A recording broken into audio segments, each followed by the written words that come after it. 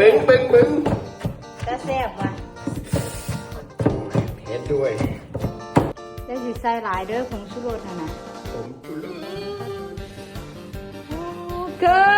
ผมมันเหี่ยหมดแล้วโอ้ยอย่ากินทุกมื้อเลยเนาะตำบักหุ่งเนี่ย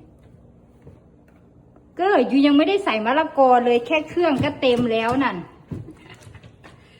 มันจะกิน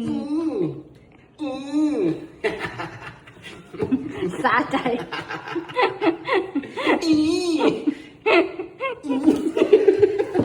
สียงกลัวสาใจเนาะเลย You have to protect your eye because they แล้ว go ก็ in สิ your eye เข้าตาดีเด่นทะลึ่ง ดู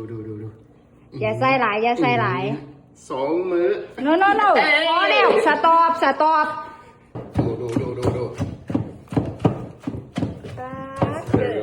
บึ้งงจะแซ่บว่ะ เผ็ดด้วยซิมโอ้ยดูดเนี่ยโอ้ยเก๋ยมันฟินมากเลยฟินปะนั่นว่ากินตำบักหุ่งนั่นฟินบ่โอ้ยย่อยหยด